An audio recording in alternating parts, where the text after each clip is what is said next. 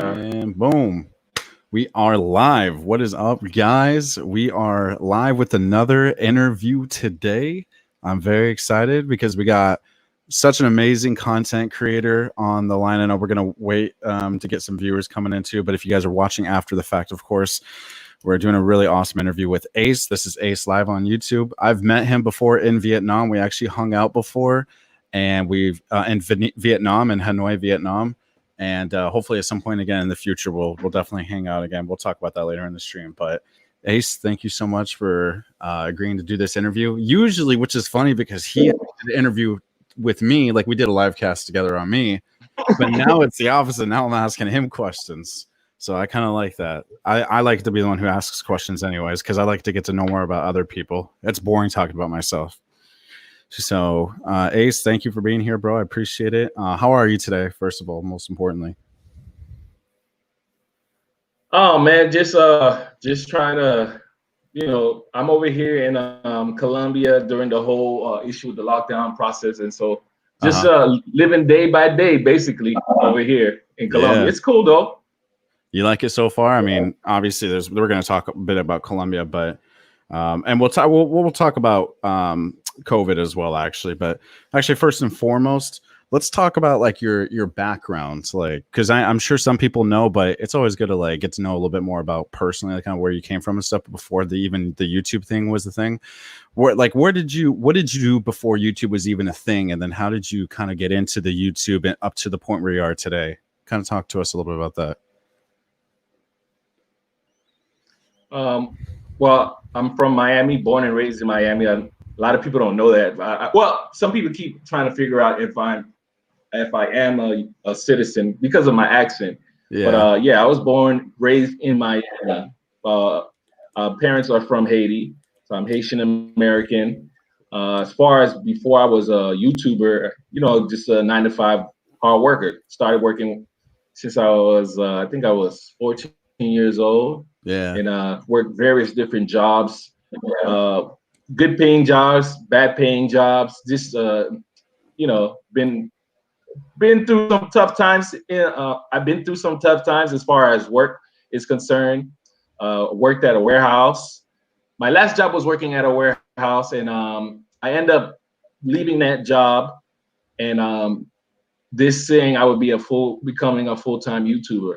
I used to watch a lot of different content creators online on YouTube, and I always thought, is that possible?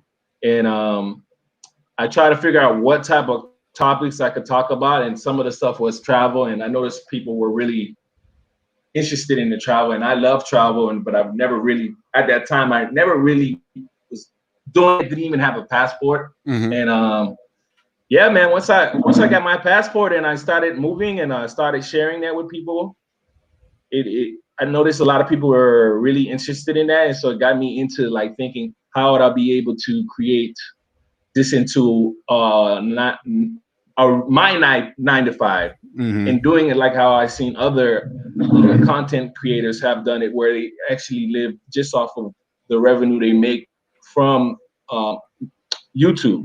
So step by step, brick by brick, you know what I mean? Yeah. Trying to figure out a way to do that. And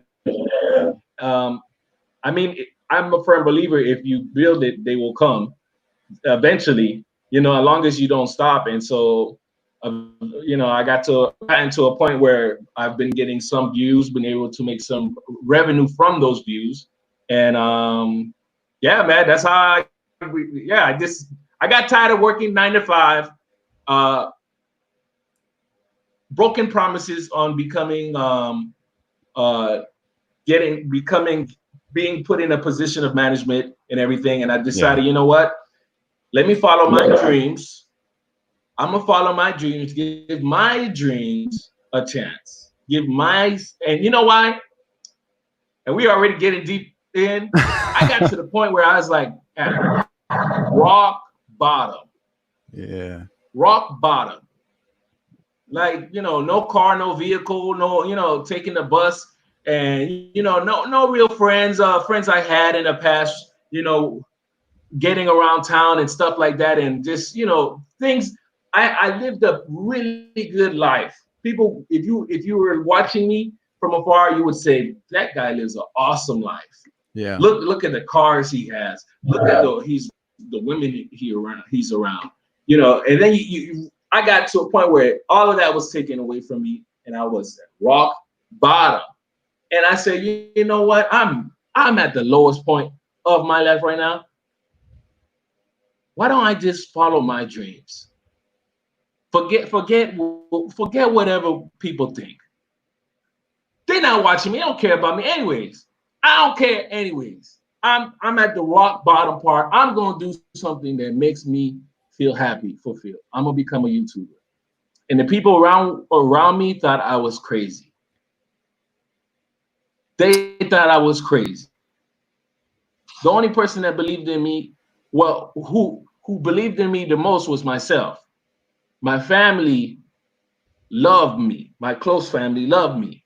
So of course they wanted to see the best for me. So I don't think they really thought that this would be a reality. Now they believe it, obviously, right? But they were supported. They were supportive because they loved me. But as far as believe that this was a possibility, the only person that knew was me because I didn't have anybody to tell me like, look, it's real. It's real. Look at this. I can show anybody that comes around me.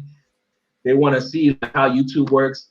I sit down with them and we go over the whole channel and we talk brick by brick, and I can show them how people make revenue off of YouTube. So it was a interesting thing. But if whoever watching this video, if you're at rock bottom, what you got to lose? Yeah. Follow your dreams. Simple. Follow your dreams. Hey, all right, man. brother. Go ahead. That's dude. No, trust me, I really love that. And Ace makes such a great point too. First of all, he mentioned that how he only believed that he could do this for himself on YouTube. He believed in himself the most, that he didn't think anybody around him thought this could work out for him. Mentioning the 9 to 5 thing. Oh yeah, a lot of people are tired of that. A lot of people try to break out from that. It is hard to do it, but Ace, first of all, is a very, very smart guy when it comes to YouTube. And the part where he mentioned that he sits down with someone and explains the breakdown of their channel, he's done that with me personally when I was in Hanoi. I went up to his hotel and we talked about my YouTube channel, my growth, trying to do vlogs and stuff, which unfortunately didn't work out in the long run. But he gave me the stepping stones to help me build my channel. And he gave me so much great information. So if anyone ever needs advice on their YouTube channel, Ace is 100% the guy to go to. So that's also amazing, though, that your family was supportive. But that's kind of something I want to like go into next, which is about your YouTube channel now. But before I do that, I do want to mention some of the people on the channel we got. So we have Kevin. What's up, Kevin? We got Tay International. What's up, Tay? Everyone knows him. And then we got Will Fareed as well. What's up, guys? How you doing? Welcome. If you guys got any questions, by the way, make sure you leave those in the chat below, and we're gonna answer any questions that you guys have. Seriously, ask me or Ace. Ace is the main guy I want you to ask questions. If you got questions for any of us, we've both had our travel experiences, but he's the main guy I want you guys to ask some questions to today. So with that being said, though, I did want to ask you, Ace, since you're almost at 60,000 subscribers on YouTube now, that's a lot of subscribers, man. Like, how does that make you feel to where you're at now? How does your family react to where you are at the beginning? Obviously, you said they're supportive, but how did they react from the beginning of your YouTube channel to where you are now, and knowing that you're out there traveling the world and you're making it a job of yours to travel? How does your family react? And first of all, how do you react to it? And how does your family react to it, to the point where you're at right now, YouTube wise? Well, first of all, sorry. React to it, and how's your family react? He had it up on his phone too. So pretty much how my family reacted. Like last year, I was gone for a full year, right? Mm-hmm. So when I got back home this year, early February, for just in time, late January, just in time for the Super Bowl in Miami, and I sat down with my mom, and she was very, proud of me.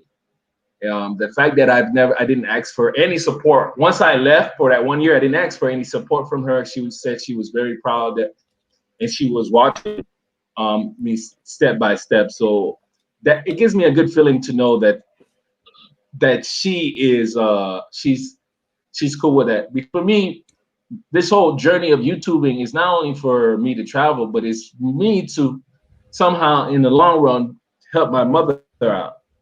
So I want to help her out. So I'm not at the point where we got subscriber counts now, and today's day and age, that doesn't mean anything right now. And as far as when it comes to this whole system we're in right now, it doesn't mean nothing. It doesn't guarantee you'll get that much views or anything like that. Yeah. But it is awesome to know that almost 60,000 people were interested in the content I created for them, and so I want to keep working hard, and I'm not gonna stop. You know what I mean? This is second nature, you know. And Tay says Ace a 100K party. we could probably figure out something. Yeah, man. I'm down. We could probably figure out something. When that will happen, who knows? Because the thing about YouTube, which is awesome, is you could be working as hard as you can, and maybe you don't get nothing. It just takes one video to give you that extra push to this, give you the exposure you need and deserve. And so it's just believe in yourself. Keep on believing in yourself, man. So it just need that one little special moment, and boom, you there, man. So yeah, man. My family is proud. My family is happy, and they'll like my older sister. I have two sisters, and they'll be like, "Oh, my brother's a YouTuber." Huh? Raggy? Oh. So they're happy. They're happy. You know what I mean? So it's like, oh yeah. And I have some nephews too. So and I miss them. And so my nephews want me to help start them a channel. So I will, like what happened is now that I've done the YouTube thing, I've seen people around me want to get into the YouTube game as well. As far as like family members and stuff, like close friends that I grew up with, they're interested in doing that, So for me, I'm happy because I can give them the information. I can give them the foundation because I didn't have the foundation. Mm-hmm. But I'm happy I can give it to them like, yo, this is real. Come on, let's go. So you're going to need this. And I don't have all the answers, but I'm going to try to give you enough confidence so you can start your own thing, So it's real. So. Absolutely, man. Yeah, absolutely. That's a great point. Also, another good point he mentioned too is that subscribers don't mean everything on the channel in terms of how much viewership you're going to get. I have another friend who's got around that many subscribers, or he did. He wasn't getting a bunch of views all the time, but as you mentioned before, to get that channel, that kind of initial boost, you do need to get that like viral video or a couple viral videos on your channel that kind of blow up, and that'll really kind of get you a strong foundation too, I feel like. But also staying consistent with the uploads, I feel like is so important on YouTube. So that way, that you have a schedule and people are looking forward to watching your content. I know, for example, for me personally, when I started watching your videos at first, the first videos I watched of Ace was in Vietnam, actually, because he just went out to Vietnam. I was thinking about going out to Vietnam. I saw one of his videos recommended. So as I started watching these videos, I thought they were extremely interesting because when you're watching some travel YouTubers, they might have 1 million, 2 million subscribers, but they're making these travel videos that are super over edited and, whatever, this music and stuff in the background, all these cut shots or whatever. What I really like about your channel and Henry, which is Rike's Life Beyond the Sea, when I interviewed him last time, what I love about your guys' channels, you guys keep it real. You guys are out there, really out there on the streets, talking to people, interviewing people. And I really appreciate that. That's something that I feel like is super important and not seen as much anymore on YouTube. And for some reason, these are the channels that aren't getting as big as they should, because people don't have long attention spans sometimes when they're watching travel videos. They just like to see all these little cut shots of, scenery and stuff from the countries, but they don't really take the time to see what it's actually like out there in these countries. And so that's why I love your channel a lot. So for your channel specifically, your most popular video you have is the Colombia mud volcano video. That's got 1.5 million views now. That's pretty insane. When you initially uploaded that video, was that kind of the video that got your channel to kind of blow up all of a sudden, or was it kind of a collection of videos that were starting to blow up? Obviously, this kind of transpires into your travels out to Colombia. Did you notice this is where your channel started kind of growing a lot faster, was through Colombia, or do you think it was just over time it was kind of gradually climbing up, or how did that kind of work out? So I guess yeah, go ahead. Well, it was I pretty much launched my channel. Like, I had other videos talking about different other topics, but it was really that Colombian content that really stuck out and made me get subscribers. Yeah. And so last year, what I did was, and as far as that video, that video just recently like took off this year. Oh, wow. I made that video last year, but it just recently took off. And it's a blessing, but like it was more of the Colombian content that really got me a start. And after I was living in Colombia for like 3 months, after I quit my job, I moved to Colombia for 3 months. I didn't just quit my job without preparing. I knew I was going to quit, and so I had saved me some money and created a plan on how I was going to execute everything. And so I was able to move to Colombia for 3 months, created a channel. I was able to put like 29 videos, create 29 videos, just me living in Colombia and whatever I could come up and create. And so I did that. My time was up. I went back home and I realized I wasted a lot of time while I was in Colombia. But when you're starting a channel, whenever you're starting something, it's the failures that will make you stronger. It's the failures that will help you in the long run. So, and it's when you're at the darkest point, or just where you have nothing, it's when you can gain so much strength. So when I got back home, I just recently got 1,000 subscribers. I was not being monetized. I thought I would be monetized when I was in Colombia, but that didn't happen. Mm-hmm. And so I was like, you know what, man, I would have been really good if I was monetized when I was in Colombia. So I just took all the footage I had and just started creating content based off of that, and just talking about topics surrounding Colombia from that point on. A subscriber actually paid for a trip for me to get back to Colombia. And then with the help of my other subscribers who chipped in, I was back in Colombia for 11 days. And I told myself, I'm not going to waste any time like I did before. This time, I'm going to film every moment of it. And so what I did was I created maybe 15 videos while I was there. Like, I was uploading while I was there on a daily basis. And then I had a lot of footage left over once I got to Miami. I created a lot of content. I created one video called Medellin Downtown. And that video really, really stirred up. But at that time, I was monetized, and that video really stirred up the algorithm. And all of a sudden, I was getting more views. Mm-hmm. All of a sudden, it really stirred up the algorithm. Mm-hmm. I was getting more views, and then that was around November time. I went, and then December, I dropped that video, that Medellin Downtown video, and then come January, I had probably made around $700 in conjunction of me working at the labor pool.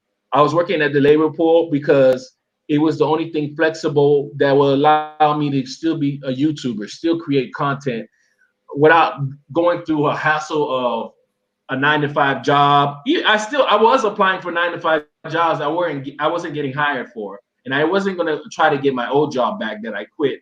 So day labor. And so I saved some money and then end up going back to Colombia last year. And I want to tell you something, man. Believe in yourself, because when I went to Colombia last year, I did not play. I uploaded a video every single day. And because I was living in a country where the American dollars go further, the revenue I was making off of commercials, right? Revenues I was making off commercials on my videos, I was able to live in Colombia even longer because the cost of living is so cheap. which allowed me to create more content, and just keep building on myself. Mm-hmm. And like, I wasn't getting a lot of views, but this YouTube game, for those who are interested in being YouTubers, if you can't get the views, you can still make revenue off of the content, right? You just have to have more content out there, right? So for me, my hustle every day, one video make $5, right? Well, I'm dropping videos every single day, right? So let's say each video makes $5. I'm 30. What is that? 30 days. What is that? Like, it's like $100 something, right? Yeah, yeah. Right. However, other videos are still making revenue. I got 300 videos still making revenue. This video made $4. This video made $5. The more so as far as me doing well is because I have so many videos. I don't get the views on one video, but collectively it makes an income. So right now I think I'm at 700 videos right now, right? Wow. So around that number. But collectively, all of those commercials comes and creates some form of revenue. And so key point is I do choose to live in countries, because people always ask, oh, why you go to certain countries? Is because the cost of living is really cheap over there, and then you can have a good quality of life. So Colombia off top is a good place to start, especially if you want to be close to the States, because your money can go further there. It can. And then I met you. We was in Vietnam, and the money went further there, you know. And then Thailand, the money went further there. So these are great places to move. And like shout out. I see Andre every other day. Awesome YouTuber too. Shout out to him. And I tell you, man, right? You don't even have to be a YouTuber and still reap these benefits, because there's so many, like as far as living out of the country, right? Because there's so many countries where your American money goes far. I said fur.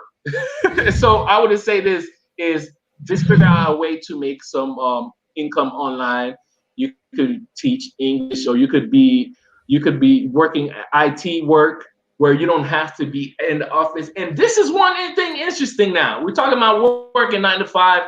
Because of what's been going on in the world, the workplace has changed, has gone through an evolution now. And it's without the employers are saying, wait a minute, it's a dangerous situation though, right?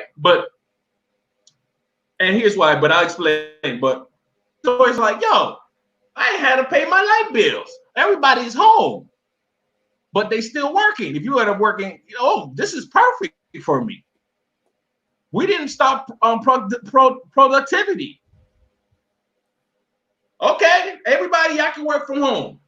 Some jobs require work in the United States. Mm-hmm.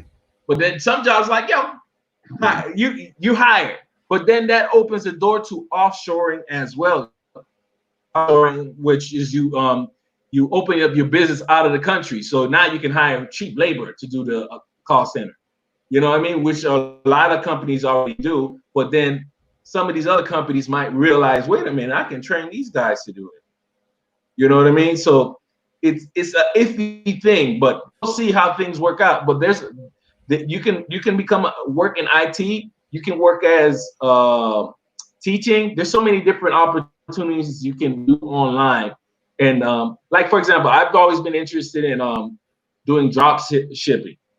You know, selling products on Amazon, mm-hmm. Right?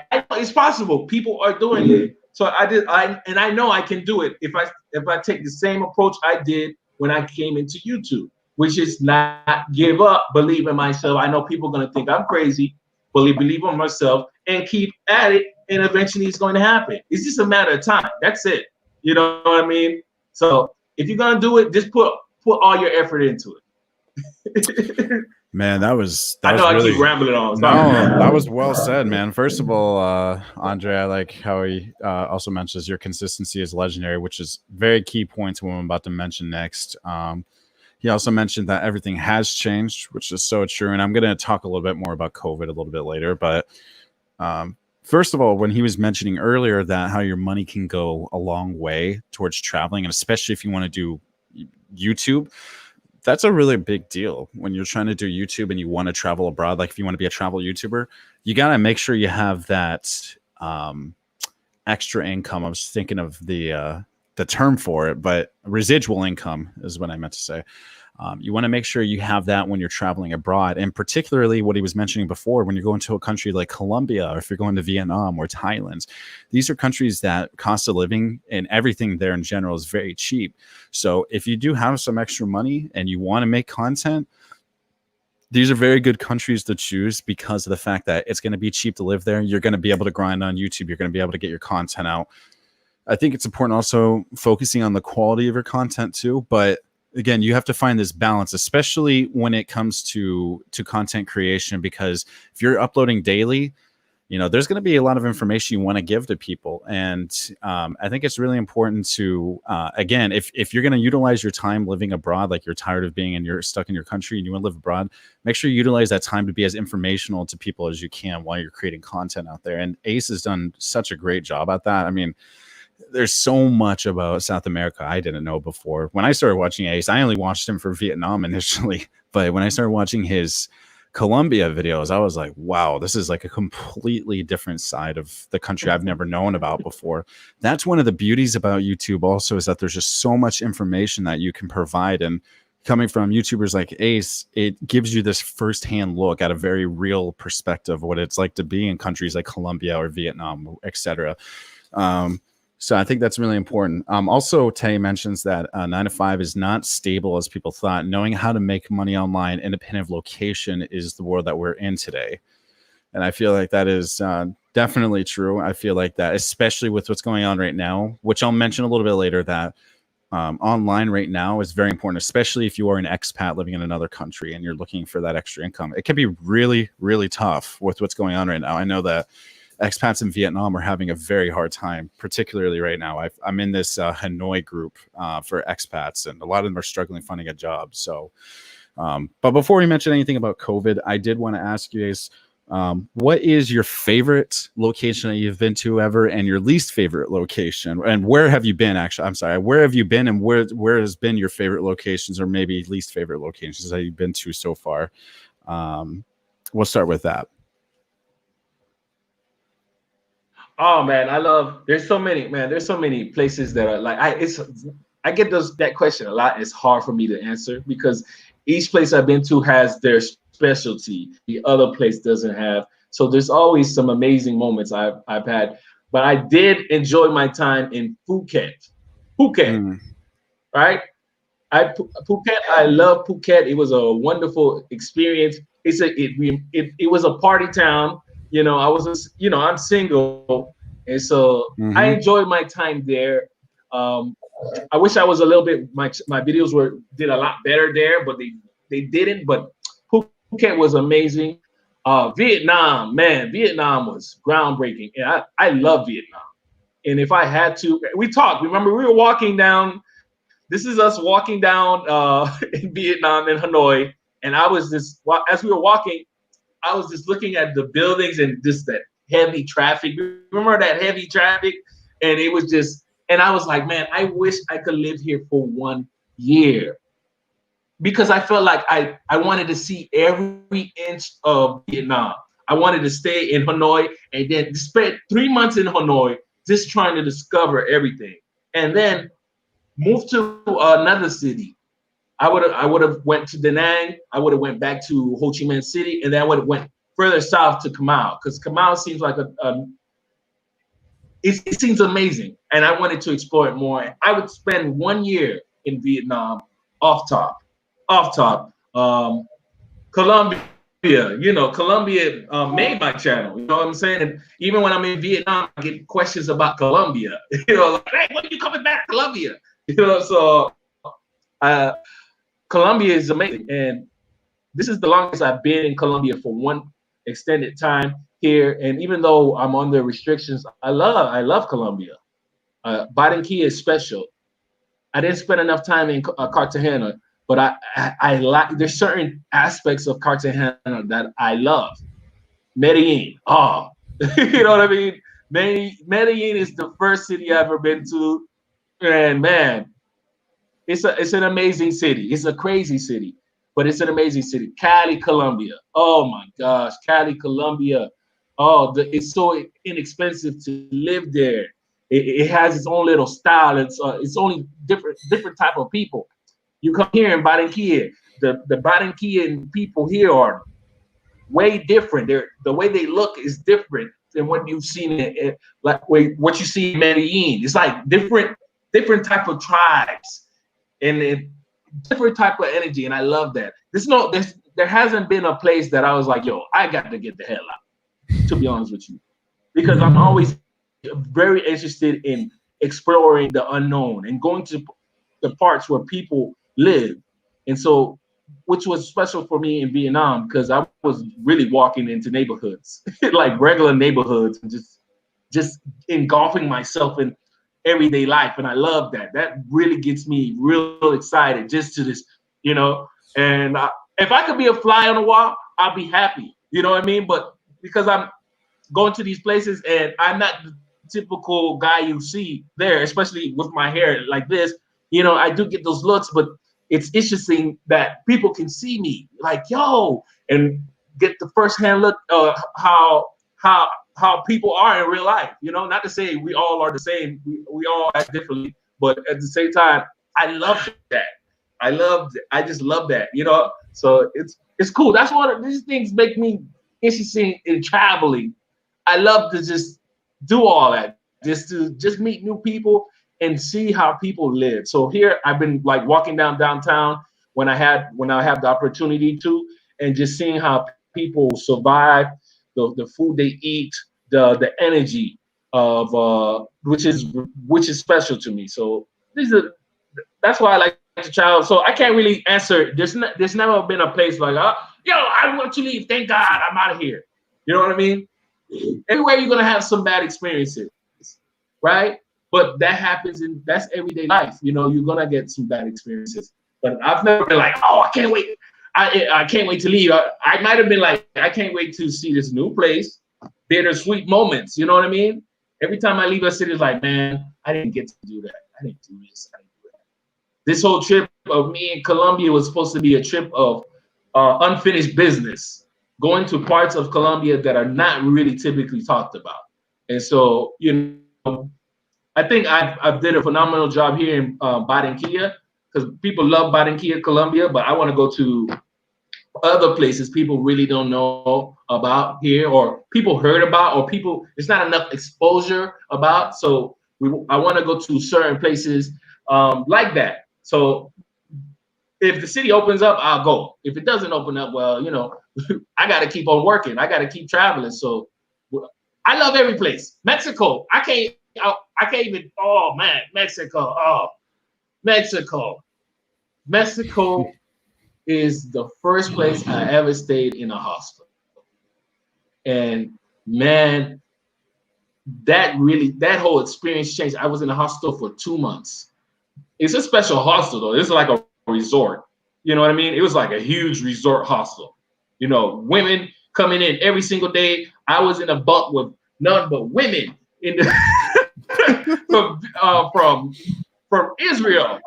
They were there and they were hot and they were like all tanned up, and I'm over here, Mr. Big Boy, on the bed looking at these girls climb up the like, whoa, who's coming today? Like it was one of those interesting experiences, man. And just seeing the seeing people on their adventures. Just they like, oh, we're gonna go we're gonna go to the pyramids, we're gonna go, you know, we're going to the beach, we're going to the islands, we're gonna go, you know, and meeting people. I met a lot of budgeters, and if it wasn't for me going to staying in a hostel, I would have never went to Vietnam. To be honest with you, I met a woman there, right? She was in my bunk, right? She came in my bunk and she saw there was a crazy guy on the other end. This is my second. We see some crazy guy that was in the bunk he was like, he was in another bed, but he looks crazy, right? But he's a real cool dude, right? And she's like, hell no, I'm not staying this bunk. And so she left. But I saw her walking around the grounds of the hostel. And so we kept talking. And she was telling me how she's coming home from being gone. She's going back home, and she lives in Ireland, right? But she hasn't been home in 2 years. I said, wow, how did you do that? I wasn't living in Vietnam. I was living in Vietnam, and I was a teacher. How is Vietnam? And then my bunk girl that stayed, she was a German woman, cool woman. You'll see her in some of my videos in Mexico. And she was telling me, oh, I went to Vietnam. I'm like, yo, I want this life. Why I can't get over there? You know what I'm saying? And I want to say something, man. This is one of the reasons why YouTube is so special, right? YouTube is so awesome and special because I really needed help to get there. But my subscribers believed in me and they chipped in to get me there. You know what I mean? So that was awesome that they were able to help me get there. Granted, I was still making revenue, but they gave me that initial push to help me get a new camera, which this camera right here has paid for itself already. You know, and so that was one of those special moments. And for me to get there and just being out of an element that I've never would expect I would have been in. And that means my love for Vietnam, you know. So like that right there is, it was an amazing thing. So shout out to Mexico. And Mexico is just, you're gonna have man, I can't tell people, like there's an amazing life out there. There's amazing life out there. And people don't know that in this particular life, if all they got to do is believe in themselves, work on themselves, and work hard to get where they want, and they can get there. Like Mexico is really, if I was staying in a hostel, right? So my average I was making on YouTube was around $700-800 for ad revenue, right, per month. So I was staying at a hostel, and the hostel I was paying like $2 something a month to stay there. This was walking distance to the to the nightlife. And it was perfect for me, so I can continue to create content. Because when people go to Cancun, Mexico, right, they want to know what's up with the nightlife. They want to see what a party at. You go to Mexico, Cancun to have fun for whatever reason, right? So I was able to make content over there, and it was like, yo. And I was talking to one guy, the guy that looks crazy, that was staying in the same dorm room as me in the hostel, right? He's like, man, I'd be here 3 months, 6 months. Because if you come from the United States, you got a US passport, they give you 6 months off top. Yeah, man, I'd be living here 6 months. He trades stock. That's all he does, right? He trades stock. That's what he told me, right? And so he living his best life. And then there was a couple of girls that were staying there for months. They were actually working at the nightclubs in Cancun. So they would work there and then live in the hostels. So that was also an interesting aspect to see, just to see how people live, how they're making revenue. And for me, that was like, I had enough to like $200, and then there are other options for you to really have your own little apartment for around $200 a month, light bill, everything included. It's a no-brainer. What is that? Justin Bieber? It's a no-brainer. You know what I mean? You know what I'm saying? live outside the United States that's for someone, right? That is someone's 1 month paycheck could be gone for months. Could be gone for months if they know how to do it right. Or, oh, you know what? I'm gonna work for 3 months, save my money. Guys, I'm gone. I'm gonna be out of the country for the next couple of months. You know what I'm saying? If you were an Uber driver, or if you do one of these shared income jobs, right? Shared economy jobs, you could do it. If you are your own boss and you could save enough money, 1, 2, 3 paychecks, and you're gone. You're gone for months. You know what I mean? Make sure you keep up with your budget though, but you'd be gone for months. So for that, I paying $2 something a month there. My food, I'm going to the grocery store. Food, I was paying $2-3 for breakfast. $2-3 for lunch, $2-3 for dinner, right? Under $10, you know, I was paying to eat, you know. So I was pretty much good. You know. And if I wanted to, like, start, because the hostel had a refrigerator. Yeah, man, I missed that hostel. To be honest with you, we're here in Colombia right now, right? I'm in Colombia right now. Under these, they have some restrictions that we can't travel around the city. They said they're going to open up flights, national flights, starting next month. We don't know exactly when. I don't know if you heard, but if nothing really starts moving, I am seriously considering heading to Mexico and going back to that hostel if they open. Hey, I'm here. What's going on? Because they have a huge pool and they got a DJ. He DJ there on the weekends. Boom, boom, boom, boom, boom, boom, boom. Everybody enjoy yourselves. Cheap alcohol. I'm a single guy. I just need to make sure I can continue to create content and people that come to have a good time. Mm-hmm. Hello. Perfect. Wow. Hey, man. Yeah, that was good. It's like fun. This life could be fun. So I want to go over a few of those too. Was dope. Yeah, I was gonna say. Anthony said the hostel was dope. Also got a couple other things here. Let's see. Tay International saying too many Americans have written Mexico. There's a lot of Mexico from culture to food, party, spa, driving, beaches, and cool people. So a lot of people like in Mexico too. Cancun looks like a good idea right now. That's awesome, man. And then Dios make your money in the US but live somewhere else. Hey, I mean, that is actually a really good point too. Especially if you can make Western income, as Ace was just talking about, living in the hostel in Mexico. This is also going back to trying to make your money, kind of like draw out your money to make it work, especially when it comes to YouTube creation. He was talking about how there's good parties and stuff going on over there. And that's really great for content creation, which is kind of going to be in the segue into the next topic, which I want to talk about, which is dating and stuff like that, girls. Because obviously, come on, that's always going to be a big part of YouTube traveling. But I did also want to say that I very much enjoyed. Oh yeah, it's a written off. There we go. That's what it was. I was going to say that I very much did enjoy my time hanging out with Ace in Vietnam because, like I said, it was very different for us. The people would definitely stare at us.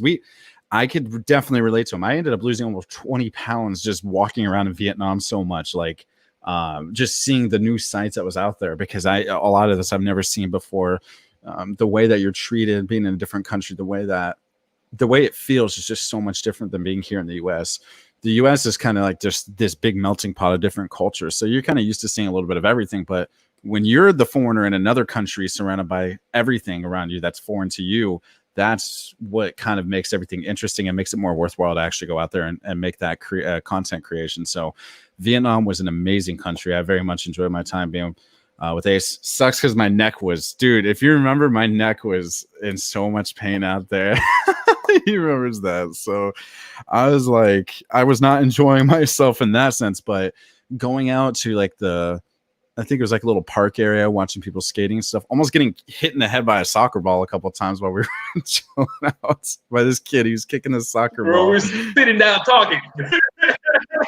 Bro, I was like, dude, we gotta watch this kid. He keeps kicking that thing right next to me, bro. My neck's already messed up. Imagine just boom, just get hit back and my neck's going like snapping back. So I was a little worried about that, but other than that, that's what kind of like made me enjoy Vietnam more. And I know that personally, I remember when Ace left, he did have that bittersweet moment. Like he wanted to stay in Hanoi longer because it really was a beautiful city to be in. So I really enjoyed that. And you've been to so many places, man. It's crazy. I'm jealous the amount of countries you've been to. Like I definitely need to get everybody. If you don't already got this, first of all, get that.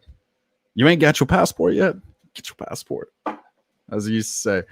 So I love that. You got to say that more often. I got Anthony in here saying, are you guys interested in any of the areas, Cancun, Yucatan, like Tulum, Merida, etc.? I haven't I know Cancun. I don't know the other locations. Have you been to any of the other locations or Cancun? Merida. I want to go to Merida. Okay. Merida. There's a video me on a plane with a hot chick. She was telling me about Merida. And a lot of people have told me that, yo, that city is amazing. It's a nice city. I looked up online. There's some cheap options, so I wouldn't mind going there. Playa del Carmen, I want to go to. We have a member in the WhatsApp group who's out there right now living his best life. He's awesome. living his best life. He keeps uploading videos of us. Well, not us, of him.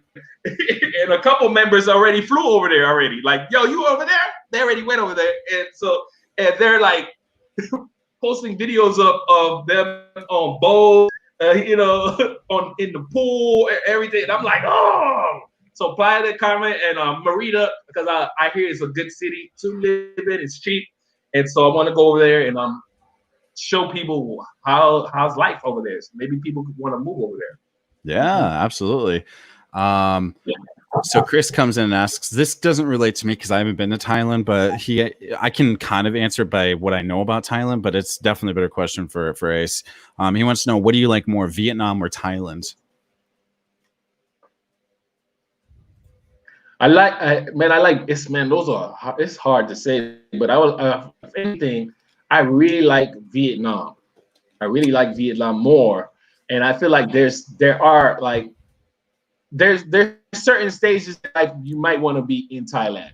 So Thailand is a more accommodating for tourism when it comes to nightlife and just having a good time and a wild time. Vietnam is a little bit different. It's like, man, night and day, where daytime is Vietnam, right? But Vietnam has a specialty that is different. It's very different. And if you can master living there, because there is a technique, all right, you know what I mean? It can be easy. And same thing, there's a technique of living in Thailand because it can eat you up and spit you out.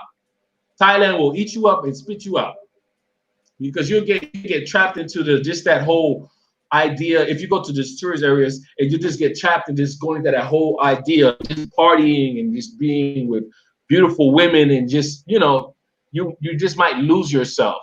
Because Thailand is like Thailand reminds me of Cancun. Certain parts of Cancun. I mean, certain parts of Thailand, like Bangkok, Phuket, and Pattaya, right? Pattaya. They're like revolving doors when it comes to tourism. People in and out, right? And so if you get stuck in those areas, you can lose yourself if you're not smart and pace yourself, because it's a revolving door, right? So like friendships and connections, you have to be very careful with, because you don't know if the person is into you, or if somebody wants something from you, or do they just see you as this another revolving tourist coming by, so they treat you a particular way. So you got to be careful with that. Vietnam, it's easy to go to places where it's not really touristic, but you can have an awesome time, and it's just a different type of approach. I feel like the women are they can be wild, but they're not. They're a little bit. There's time and a place for them to be wild. It's a little bit different. It's hard for me to answer that, man. Because depending on the person you are, you might like one place more. But I'll tell you right now, Vietnam is cheaper to live. Vietnam is cheaper to live. Vietnam has way better internet. Both places got good internet, but Vietnam has better internet. For me, that's key.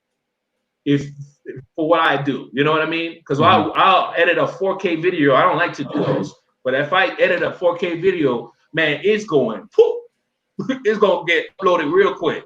Thailand, it'll go. It'll go. Depending, you gotta put the laptop outside to catch the Wi-Fi real good. But it'll go. It'll go quicker than what I get here in Colombia. Yeah, man. Hey, I mean, that's actually really a true point too. Florida. No, I'm reading the comments. No, but no. Backpack Mo saying, yeah, that's true. Absolutely. Let's see. Before we answer any more questions here in a minute, guys, we're gonna pull that a little bit, delay that for a minute. I do want to talk about dating because we're getting a couple questions about the dating scene too. That's really important, and of course, it's not the most important part, but I will say it does make up, especially for YouTube content creation. Girls are always gonna make blow up on YouTube. It's always going to be a big part of it, but it is important too. I feel like in the sense that if you are interested in dating foreign women, how is it in these countries? So, what's up, what is that? Nor Voris Holman, how you doing, man? Welcome. Chris also saying definitely more games or scams trying to be run on you in Thailand, which I'm sure Ace can go into detail on that here in a minute. But let me ask you this, Ace. What has dating been like between each of the countries that you've traveled to, say Colombia to Mexico to Vietnam and Thailand? I can mention, first of all, before anything, when it comes to the US compared to Vietnam, it was almost like a day and night difference. I mean, for me personally, I felt like dating was so much better in Vietnam overall. I will say that there's obviously cultural differences. So when you're dating a woman, you're going to notice these differences between the two countries. But overall, I felt like there was more tension being in a foreign country. Maybe that's just also in due part because you're a foreigner. But from your perspective, how's dating been in each of the countries? Where would you say dating has been the best overall, and maybe where it's been slacking a little bit between your experience? Well, I didn't do too much. I did dating in almost every country I've been to, but as far as when I was in Cancun, it wasn't because it was such a revolving door. People were in and out. Like I had fun, I party with some ladies and making out. All that, but it's like it was just what it is. Just want to fly by, two ships passing at night. Mm-hmm. As far as Colombia is concerned, I've never mentioned this on my channel, so shout out to the guys that like are watching now. But like as far as dating's been interesting. I've been dating. I have dated in Colombia. I don't like to show that too much, but I'm very selective. But it's been interesting. Now, for me, I think I do have a little advantage when it comes to dating here because I could speak Spanish, right? I don't speak the best Spanish, but I'm able to communicate. I think that is real key. Communicating. If you can't communicate, it's gonna be a big disconnect. So I mean, you try your best. For those who are watching now, if you can't really communicate, maybe you can what's the word? Use a translator. But like I've dated here in Colombia, and for the most part, I use who I am as an advantage. I don't lie, because I think being different is an advantage. Like when you go to a different country, people see that you're different. Use what you got. Use what you have. So people. I'll approach a woman and I'll speak to her in Spanish, blah blah blah, and then she'll know that I'm not from there. That stirs up curiosity. I don't give her too much information. I don't like to tell women I'm a YouTuber because I don't want them to go on my channel. I've done that in the past, and it's never good. But I don't like to tell them that unless we come into that process together. You know what I'm saying? But for the most part, I don't like to tell women that. But I've dated some women here. But as far as my personal experience, it's been very very tough because my first love is travel, and women want me to stay, and that's not happening. So I tell them, and we see eye to eye. Like I was dating one chick. Some of you guys had seen her last year, and man, she got upset at me because I kept going to different cities. I didn't send for her, because I felt like if I sent for her, I wouldn't be able to film the way I wanted to film. I wouldn't be able to move the way I wanted to. And then as far as the time, I didn't really have the time to give her because I'm in a one-track mind to make content, right? Vietnam. I never showed y'all, but I was dating in Vietnam.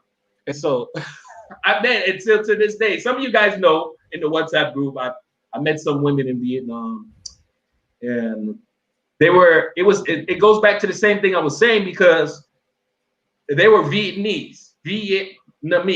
Said it right. Okay. Got it, yeah. Vietnamese. All right. So the women spoke English. They spoke English, and so they broke it in. It was two. and it was interesting. They was really into me. You know, I thought it would feel weird because they were so like, you see us, you would never know that we are together. We're hanging out. We're not tour guides or nothing. You know, you would never know that. But they were really into to me, and they were very caring and nurturing women. So that right there like really got me like, oh, you know what I mean? And it they made it clear there's like there's nothing I could give them. You know what I mean? Like it wasn't more of like for financial reasons, maybe they might be interested in me. Right? Same situation in Colombia too. The women I've dated here, they do their own thing. You know, I don't look for women that need help. You know what I'm saying? We could be friends, but I like women that are already saving their own selves. You know what I'm saying? They're already doing their own thing. And they're not really bothered. You know, well, yeah, they like my company just for my company. So that was cool. And that was awesome. A very awesome experience. I still talk to those women. Those women still be checking for your boy. They want me to come back. They don't know about each other. Yeah, because I was talking to one, and I went to Thailand. I met her, and I went to Thailand. We kept talking, and I went back to Vietnam, and just to seal the deal, like to let her know that we could just only be friends. While I was in Thailand, and we're gonna bring up Thailand, I was in one of the most craziest, probably the craziest city in Southeast Asia, Pattaya. Shout out to Mr. MVP, Mr. MVP in the chat, right? And so that's a wild time, right? I didn't let it eat me up, but it's easy to go get wild in Pattaya, right? There are some, like, I think people might say that you won't be able to find anything serious in Pattaya, and I was able to find something interesting, but it was because I met some woman and she would come over and she was kind of cool. She would bring food. She would watch movies and everything, and she wasn't asking for money or wanting money or anything, but she was an extremely jealous type of person because of the nature of the city. The fact that, for example, if she didn't hear from me when she went to work because she had a regular 9-to-5 job, she would go crazy. Oh, yeah, I don't want to be with you. Like, yo, we seeing each other. But to me, that right there was an interesting look because I could understand her mind frame. This is a city that is a revolving door, and there's gonna be other people that talk to her. You know what I mean? You know what I'm saying? So like it's a revolving door. So she's talking to me, but you want to, you know what I mean? I'm not like other girls.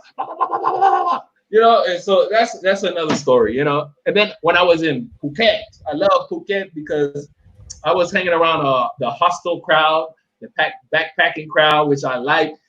Man, it's like, look, we came here. We're not here to flex on how much money we have. We trying to show you how hard we're gonna party being broke. Mm-hmm. And I was like, yes, I like this. I like this energy. We're gonna show you how we're gonna have a great time.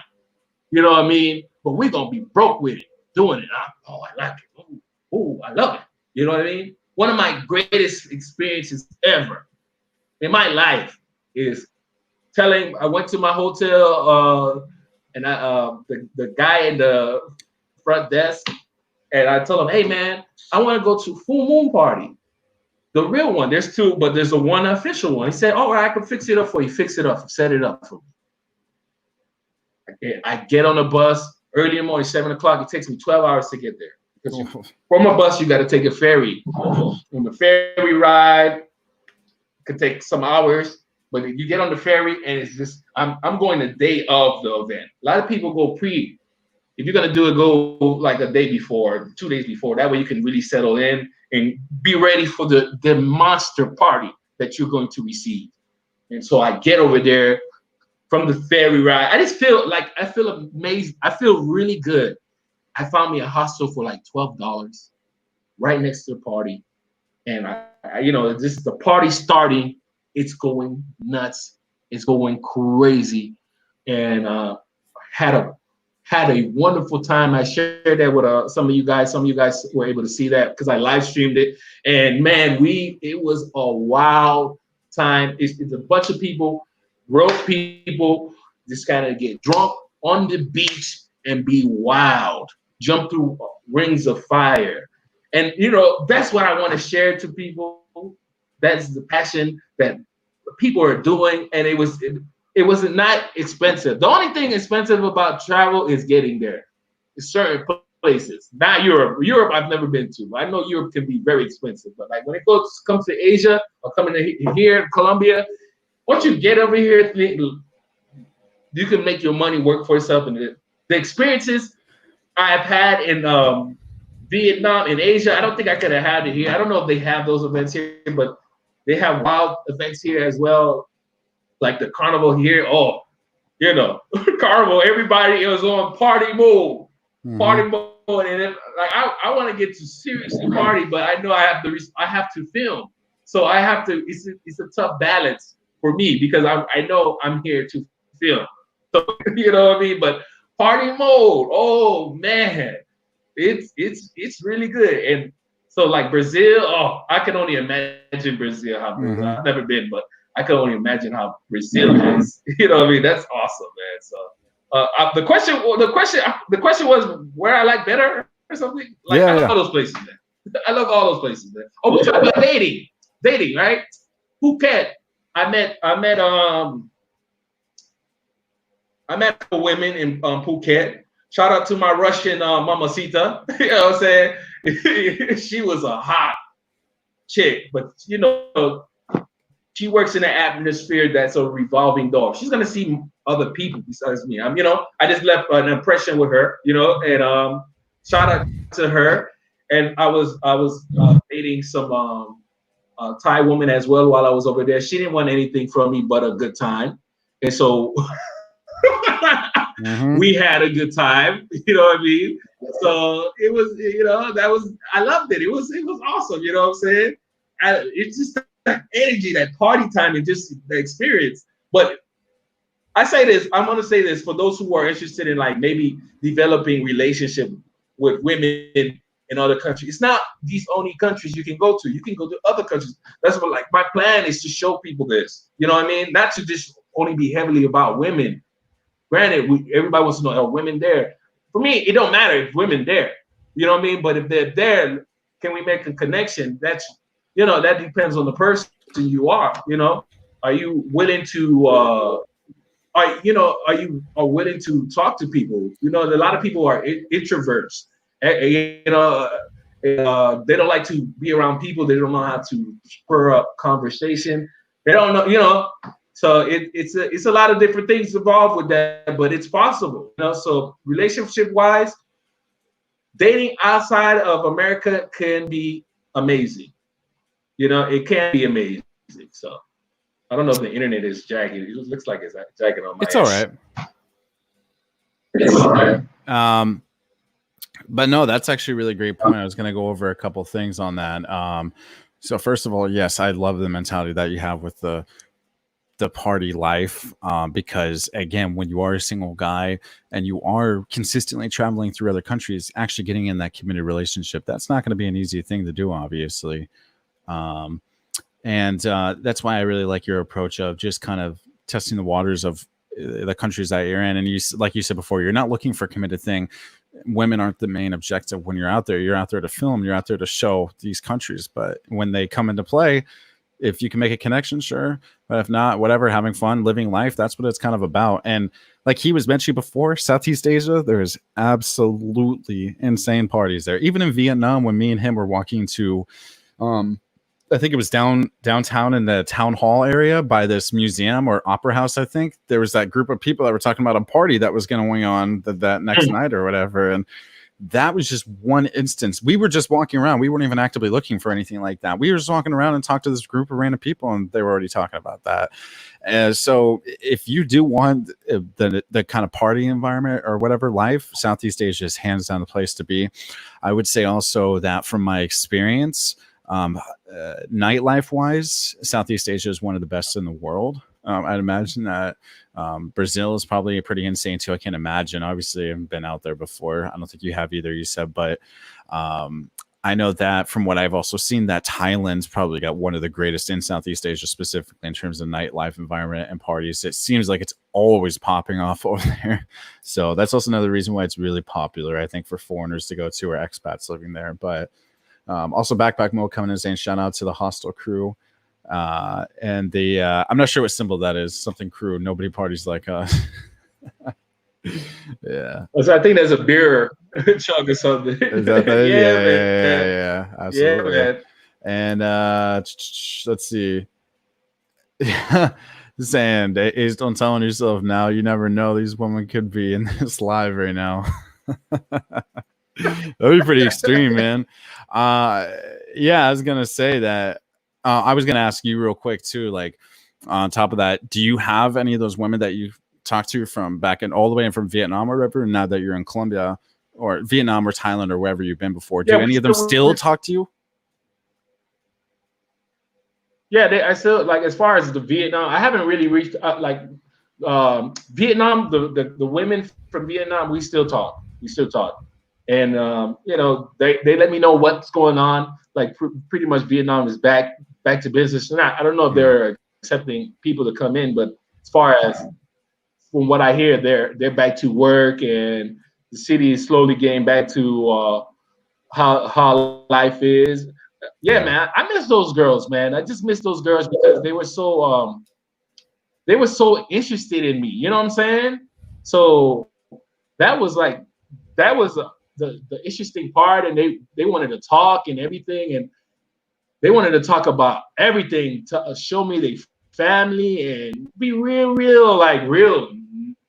nurturing towards me. You know what I mean? Like, I'm like, it's just weird because as far as culture wise, they were the furthest. They are the furthest because I'm from Miami. I'm used to the Latin culture. Yeah. So when I'm here and being around Latin people, it's in Mexico, same thing. And I went to Japan. I was there for 1 day, so I can't really mention that, but that was different being in Japan. But when I was in Vietnam, it was different. When you're in Thailand dating, I forgot to mention this. Dating can be easy because you can communicate with Thai women. A lot of Thai women speak English now. They like to say "cuh." I speak English, "cuh." They like to end it with the "cuh" at the end. So "cuh." So you could talk with them. You know what I mean? So Vietnam, some of them, like, you going around, you might meet some women. If women, for me, you're young, right? You're young, right? But for me, like, I like to be around women around my age range, and so it could be difficult meeting women that do speak English. And so you know what I'm saying? So that was tough. But I did meet some women that spoke English, and some that understood more English than they speak, and they would just speak to me in Vietnamese. Oh man, I can't wait to get back to Vietnam. Man. I know how I told them I'm gonna pop up. What's going on? I'm not gonna tell them nothing. I'm gonna pop up. Hey man, that's what's up. And also shout out to these are some of the older comments. I forgot to mention these earlier, but GGTV coming in saying love these interview videos, man. They're so informative and interesting. Thank you very much, bro. I appreciate that a lot. And then he also asks, is this the guy you ate Popeyes with or KFC or something? I don't remember. Yeah, me and Ace actually had the Popeyes chicken sandwich in Hanoi, which is a bit different there than it is here in America, apparently, because I think they didn't have tomato or something. I forgot what it was, but color.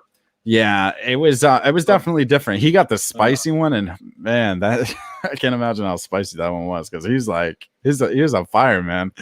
But it was good, man. I don't know, and that's another thing to mention too is that the food, that's a really, really, really, really big part of being abroad. And when you're in the U.S., it's just a different world, literally different world of food out there. One of your videos I was watching recently, you had arepas, I think, right? So, and you were talking to a couple of girls about these arepas. When I got back to the U.S., since I'm also in Florida, I'm in South Florida, Southwest Florida. I'm not from the Miami area. We have a lot of Latino women here. I used Tinder for a while here. I ended up meeting this one girl. We kind of briefly dated. She's from Venezuela. I tried arepas for the first time. It was amazing. I really, really, really enjoyed it. I've never really had true South American food before. So I guess what I kind of want to ask then in that case is how's the food differences? Obviously, everyone knows what American food is like, unless you're not from the US in this chat, which pretty much everybody here is. How is the food in each of the countries you've been to? What have you kind of seen that's different from each of the countries? And overall, like what you prefer? Like what was your favorite food overall? Maybe.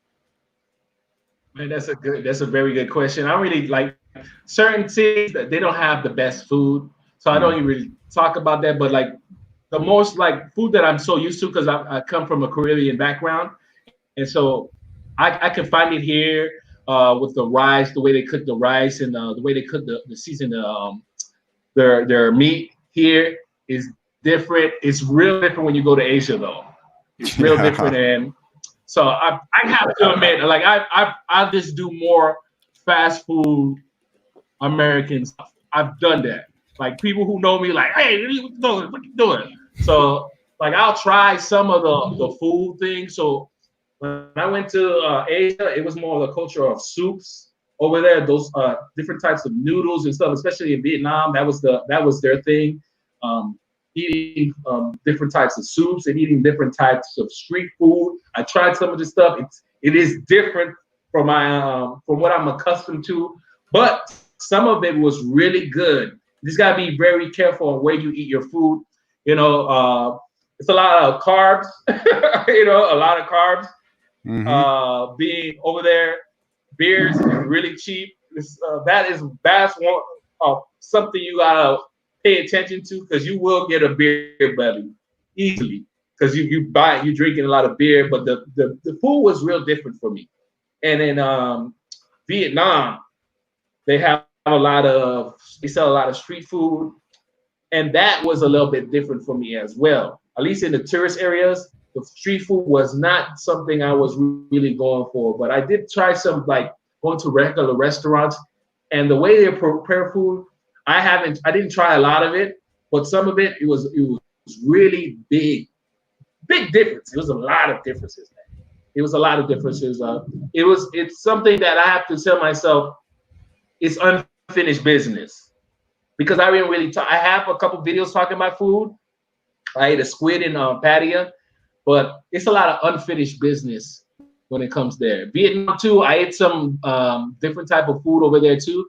But I feel like I didn't do enough. So unfinished business when it comes to that. I want to show people more of that food. And starting here, that's what we did here in Barranquilla. That's a blessing because now I can, if I go to another city, I'm going to see if I can do something similar in another city as well. Just so we can keep on with the food themes. But yeah, man. Food here, I think food here is a little bit more, if you're from the West society, like the type of food they create here is more approachable than what you'll see in Southeast Asia. Not to say it's not good, but it's different.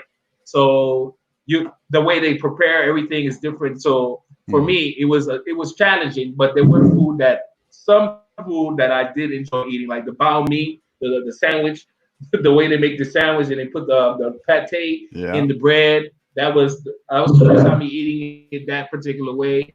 So yeah, they got some good food, man. I gotta push myself to eating more of it.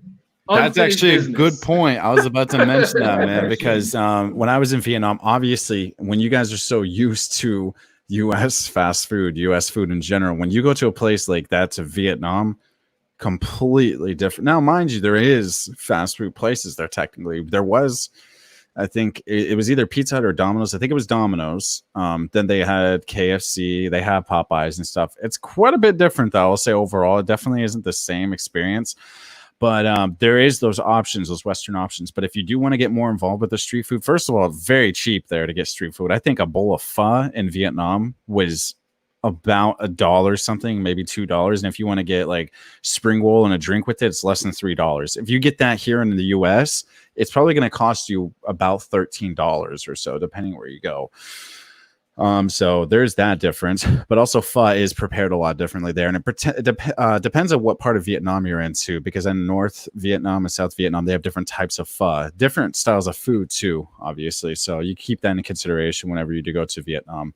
Also, if you guys have any questions for Ace or myself or both of us, whatever, make sure you guys leave it in the chat over there. Also, I did post Ace's channel in the chat, so anyone who's coming from my side, if you're not already subbed to Ace, I don't know what you're doing with your life. You need to go subscribe to him right now.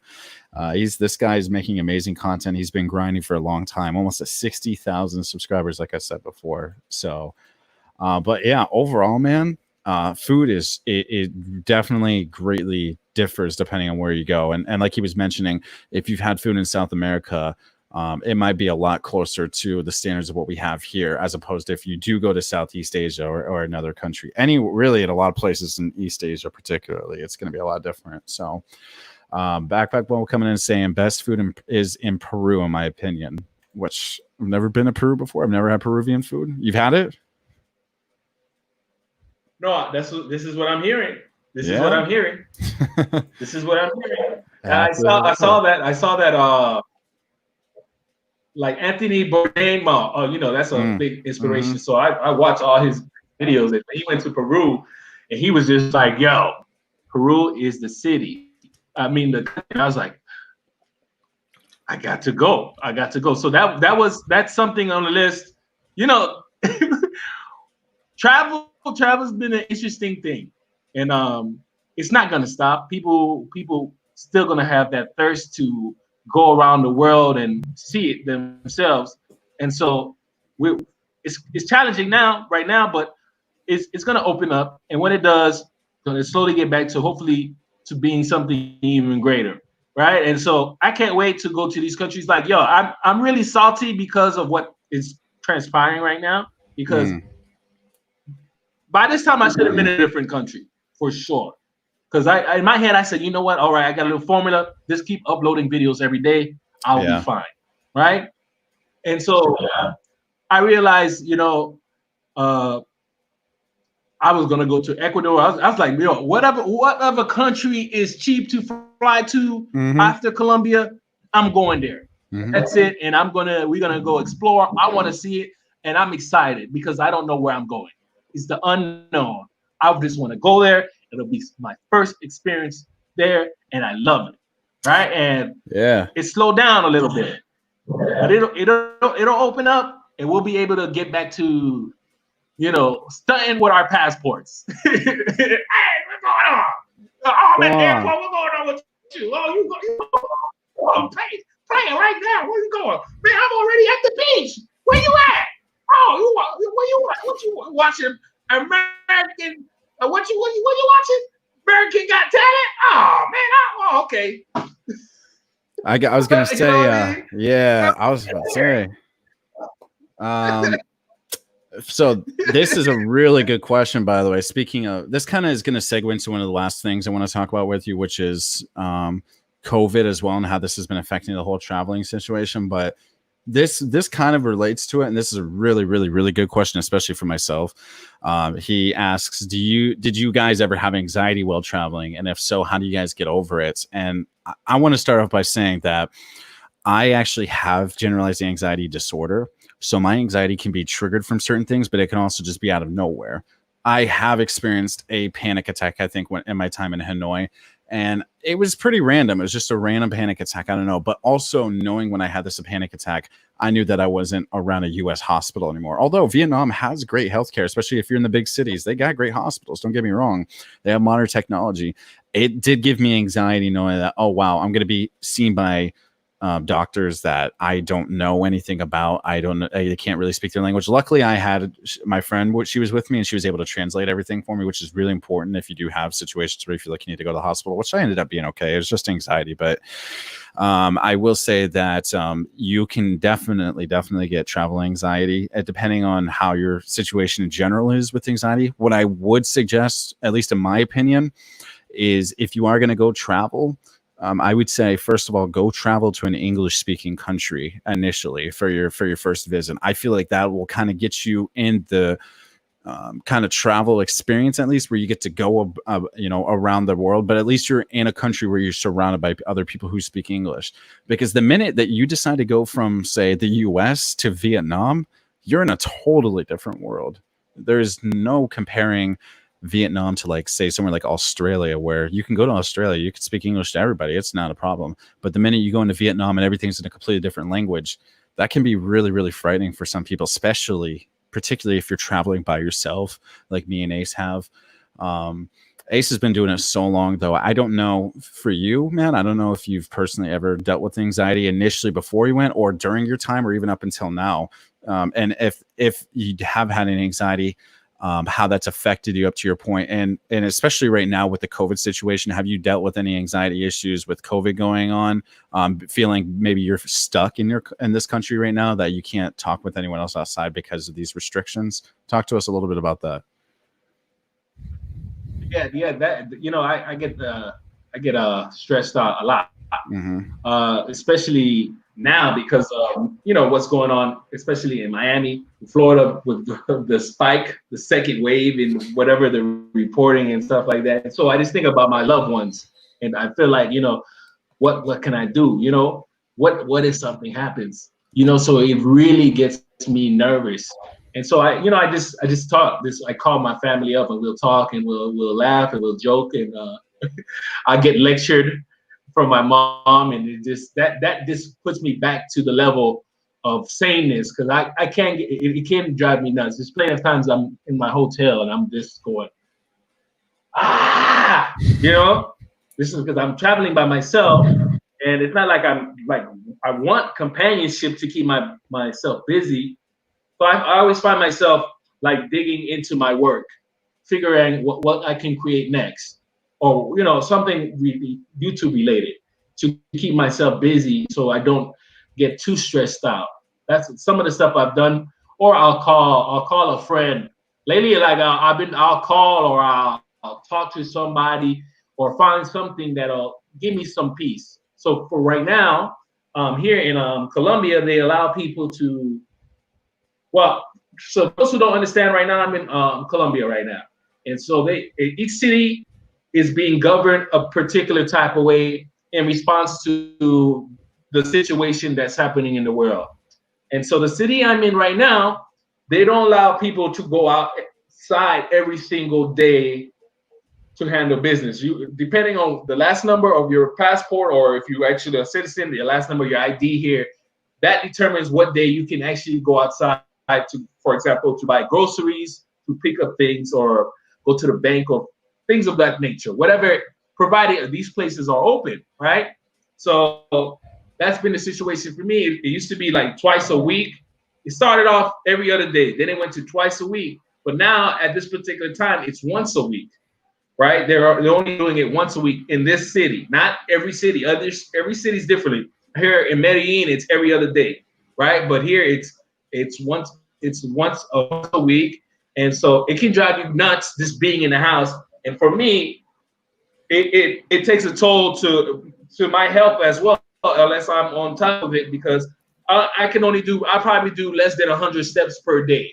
Walk from my bed here to where my computer is, or walk to the refrigerator back to here, and spend hours sitting here, right? And then I'll go up and I'll go to sleep. And that's not really good for my health. So the city did notice that, and now they're allowing people to work out in the morning. You got to wake up early in the morning. Mm-hmm. And so I think it's for at least right now, 6 days a week. You can go from wake up early morning from between the hours of 5 o'clock to 7, right? This is like, if you seriously need to work out, 5 o'clock in the morning to 7 in the morning, to do some form of workout.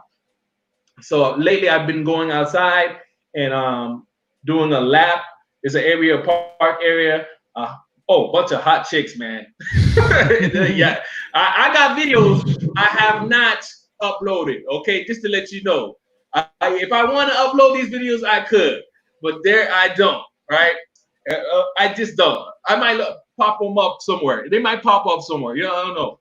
Mm-hmm. Anyway, so just waking up and just seeing some hot chicks running motivates me because I'm running. I'm there for my health, but just see something bounce while I'm running is nice. You know what I'm saying? And then sometimes one of the guys in the group, I don't know if he's still here. I meet up with Andre every other day. He'll pop up and we'll just talk. And then so I'll talk with him, and it just makes me get it. What it does, it brings me back to normal day life. For those who are in the States, you know what I'm saying? It brings me back to a normal day life, just talking. We'll just talking, we'll be talking about random crap, and then we'll see a hot chick. Oh, look at her. Oh, while we're running. Oh, like, look at her. Look at her. Oh, look at Candy. Oh, six pack. And we'll talk and we'll keep the conversation. We're not trying to get no women or anything. We just, just enjoying life, right? So we'll do that. I'll end up calling some people. Be like, yo, what's going on? I hate your guts. Blah blah. I hate your guts too. Blah blah. Talk. Blah blah blah blah blah blah blah blah blah blah blah blah blah blah blah blah blah blah. 2 hours. All right, brother. I'll talk to you later. Bye. That's pretty accurate, man. That's pretty accurate. That's. I think you need a good support group. If you can find you some people that know, or just know who you are and really know you, and you got your like your close people you can talk to, that and it just you just let it all out, man. I'm stressed out too, blah blah blah blah, and then you just start talking about random stuff, and just to give you some peace of mind. So yeah, man. Absolutely. That's a great point, man. And that helps a lot with anxiety issues, man. Absolutely. Like being able to actually go outside at least for a little bit, and especially that run, you're increasing those endorphins. Any stress that you have or anxiety, that can really help out a lot with that. They're actually calling Florida now as the epicenter, for the COVID situation because, first of all, we have a lot of older people here too, so that already contributes to it. But when you kind of combine everybody together and then it spreads, it's just this insane, just widespread virus that's going on actually. So it does suck to see it, but hopefully we'll see some improvement over time, especially once a vaccine does get developed on that. Andre also coming in saying stressful being stuck in your apartment. So many people are dying or out of work. And I want to also mention that I now work at a psychiatric hospital.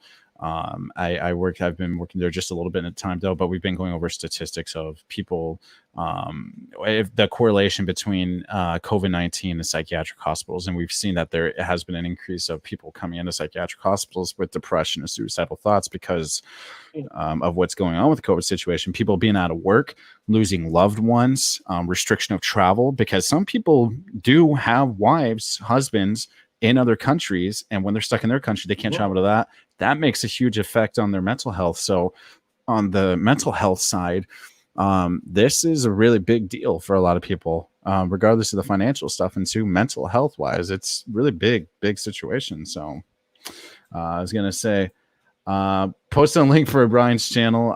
This is my channel here, actually, that you guys are watching it on right now. So if you scroll down a little bit, you go where it says scars, you'll be able to subscribe. We're doing this on my channel right now. So he's just my guest today. What's going on, Marshawn? How you doing, bro? Welcome, sir. And let's see. GTTV coming in saying, I feel like the second wave of COVID is going to come out as stronger in the States. A lot of people are being ignorant right now. And I do agree that we don't have the best practices when it comes to prevention. I do like Colombia's approach. I don't know overall how severe the situation of COVID is there in Colombia, if it's not too bad, but I can definitely say with Trump announcing to open up the country a bit more and loosen up the restrictions, I feel like this is another reason why it's contributed to the second wave. And like I said, particularly because of Florida being an epicenter because of older people, it's spreading like a wildfire here. So I could definitely understand. Also, before we kind of get into, if you guys got a couple last questions before we get to the last points here for Ace, definitely please leave those in the chat. Really, anything you guys want to know, I'm sure Ace would be just as happy as me to answer anything that you guys want to know, because this is the best like opportunity to ask him anything that you might not have gotten answered before, whether it's through the YouTube comments or whatever from his channel. So definitely ask away, guys. This is a really great opportunity to do so, especially because when he streams, sometimes he's got a ton of people, talking all the time. So this is a really great opportunity to do so. But I do want to just kind of go into wrap up in terms of what kind of future plans do you have for yourself, man? Like, what kind of things do you want to do in the future for yourself, whether it's travel, life, whatever the case? I know, obviously, you're still in this YouTube grind. You've been doing a super good job. I assume you obviously want to continue that. In terms of travel plans, have you decided to go into any kind of like oddball countries, anywhere that's just like totally out of the norm for you? I know that people were once mentioning India to you. People were telling you go to India, go to India. Has that still been in your plans? And where else do you want to go? It's, India is still in the plan. Everywhere is in the plans. My main one of my like dream places I want to go is Antarctica. There is no women there. All right, you know what I'm saying? But I want to go there so I could see the wildlife there. And just I've never seen snow. That'd be dope, just to being around, just being in a cold environment and seeing how people live. So that's an option that I've been putting in the back burner for a while, because there are opportunities to work there. I don't know if they're hiring right now, but if I could even start working there, that'd be dope. If I could just work there for maybe a couple months, I wouldn't mind. Antarctica, India, this traveling around India, more of Thailand. There's parts of Thailand I want to go around. Philippines, of course, Korea, Japan, even China. I want to go to China, because China right now doesn't really get it gets a bad look. They have a black eye, right? Especially in the African community. So I want to see it for myself. I also want to see, and I know because of me traveling, that it's not everybody that feels like that. And I've seen like people develop relationships, interesting relationships. I want to see that. I want to meet those people. I'm there for those people. I want to see the culture. Oh, I cannot forget to say Haiti. I gotta go to Haiti before somebody come chop me up. Right? So that's gonna be like homecoming, big time video. I can't wait to create content there. Africa, continent of Africa. I wanna see every inch of Africa. I want to see the parts that they don't really show people. I want to see that part. I want to experience it. I want to live it. I want to go inside these people's homes and see how they're living, and if they're willing to share it with me, to share it with the audience. That's something I want to see. I want to see parts of Africa. Egypt. Egypt is one of those token trips. I think I want to see. Just see the things, the pyramids. I think that's dope. I want to see that. I want to see the whole world. I want to get on SpaceX. You know what I'm saying? What I gotta do? You know what I mean? I want to go. I need to go to space too. I got tickets to go to space. Sign me up, player. You know what I mean? I want to go. Yeah, I want to go. I'm gonna have my flag with me too. So I want to go everywhere we can travel to, just point blank and simple. So even the dangerous places like the Middle East, where certain parts of Middle East that they say is dangerous, I want to go there. I want to go to Venezuela.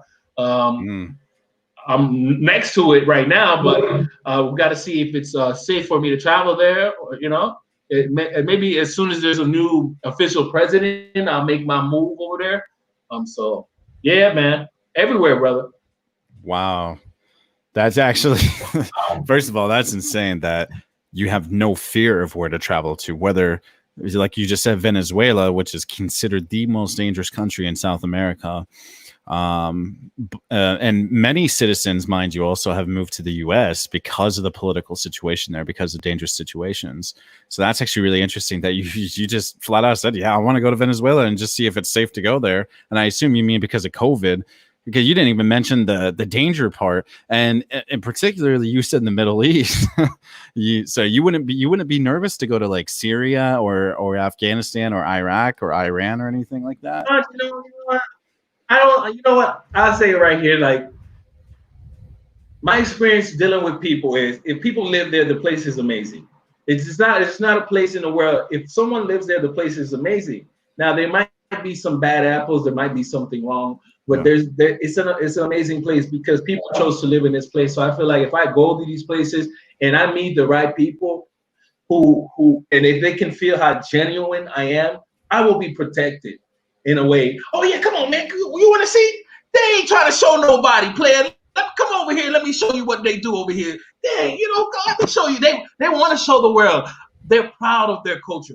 Please help me show my culture. I'm down for that. So you know what I'm saying? That's the energy I'm down for. And I want to give people, like, if I go to these dangerous places, want people to know, oh man, you are. Come on, man. Come on, man. Come over here, man. All right, I got you. I'm not, he's gonna rob you, but no, man, come over here so we can show you. You know what I'm saying? I know it can be some dangerous parts, so I'm very careful. I'm gonna be very careful when with the steps I do. So yes, Absolutely. yes.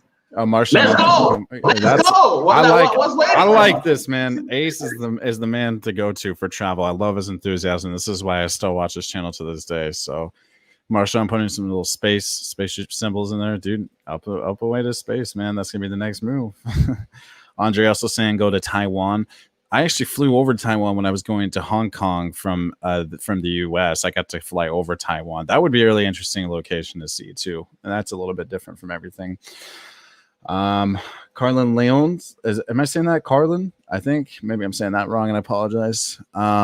He asks, are there any steel drum bands in Colombia? If not, would you think it would be a good idea to teach music and introduce them to music from Trinidad? I think you'll be doing some groundbreaking stuff here, because the reggae culture in South and Latin America has exploded into like reggaeton. That whole style and everything is derived from that Caribbean flow. You look at it. You look at the Ozunos, the Bad Bunny, and everything. They have that rhythm that you get from you're getting from the Caribbean. So you bringing that could do some groundbreaking stuff here that they never thought about doing. I've never seen them do it. I don't know if they actually do that here. Maybe in San Andreas, you might have that type of energy. I keep hearing you might have that energy in San Andreas. So man, it'd be dope to do. Worth a try, man. I know that I've met women here who are like reggae music. I have it on my channel. There's a woman. She's very famous here in the reggae community. Her name is Latifa, and yeah, that's a big thing, especially in Cali, Colombia, man. You might be able to do some, bring some new type of music style over here, man. So yeah, brother. That's good. That's good. Good. Hey, if you build it, okay. Marshawn also putting in the chat, he said, I'd like to visit Turkey. One of my friends has been visiting for over a decade. That's pretty cool, man. I don't know anything about Turkey, but I think that'd be pretty cool to see there too. Chris asking, this is an interesting question. He asks, have any of your cooking friends try to start a relationship with you? Seems like that they like you and want to be more than friends. How's that? They want to be more than friends. They want to be family, okay, like brothers and sisters. I like what I'm saying? So as far as that is concerned, I keep it. We keep it friendly. We keep it.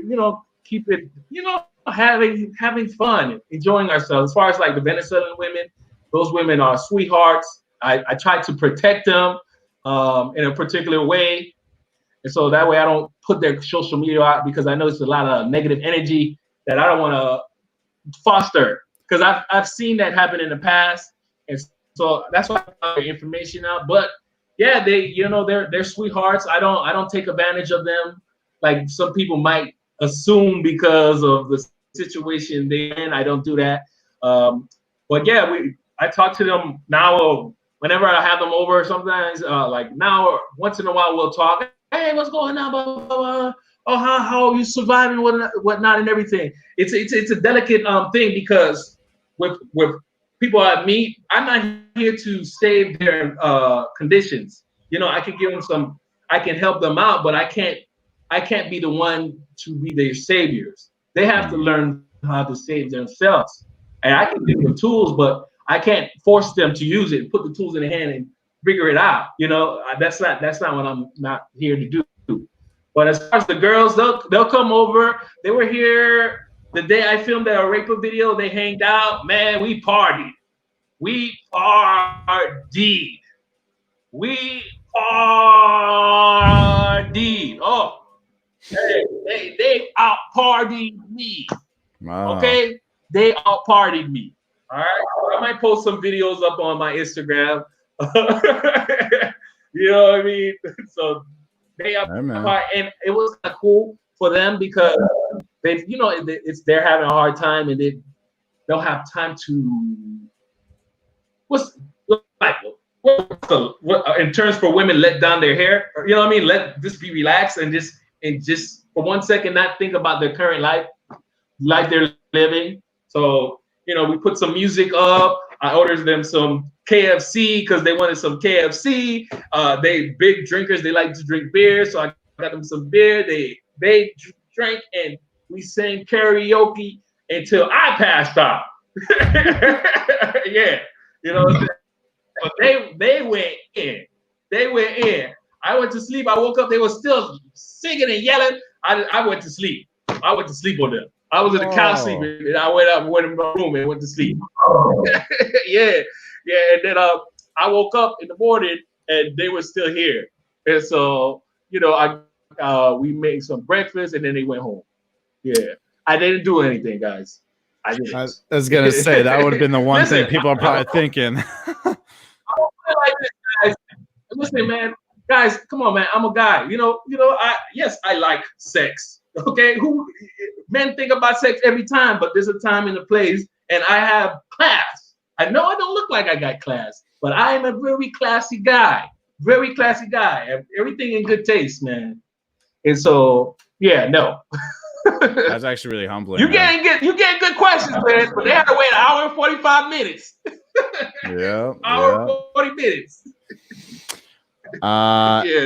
Here's a good question from Carlin real quick. If you guys have a couple last questions, we're about to wrap this up, but Carlin want to know what's the WhatsApp group, and you can answer it.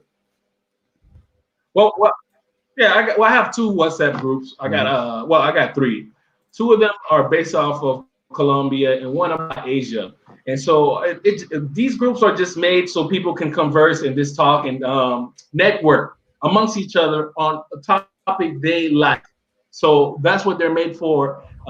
It's interesting to see because you got all these different personalities, very interesting people in the group that share their lifestyle. We got one guy who's crazy. He's awesome though. He's in Medellin. So it's good to see how stuff is happening in Medellin. We have one member who left today. Sad. It was sad, but he had to leave for personal reasons and go back to the States. But he didn't want to leave. You know what I mean? He didn't want to leave. So we learn from each other. We understand this is how we get news from each other as far as anything. And I think for what's the most important thing that I've never really intended it to be for, but it has become some form of it gives people a lot of confidence if you have never been to a particular country, especially in terms of Colombia. It gives people a lot of confidence. An idea like, look, I'm going to Colombia. Is there anybody in the city? And there might be a member in a particular city who has been to that city. And then one of the members will, wow, man, this guy, wow. That guy's wow. Okay. And so, wow, dude. Very interesting guy, right? Wow, dude. But you get to talk to certain people, and when you talk to these guys, they can give you some insight of, oh man, this city. Oh, how's this city looking at right now? Or somebody might have went for nightlife and then, oh yeah, we were here. Oh yeah, it was good. Or it's locked down. It's just a networking thing. You might be able to talk to somebody. Maybe not to say it will happen, but maybe you might meet somebody. Hey, I'm here.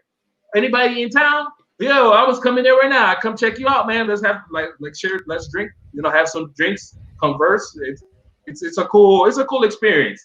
I mean, traveling right now is kind of slow, so the WhatsApp group is not as popping as it used to be. However, there's still members there, actors there talking.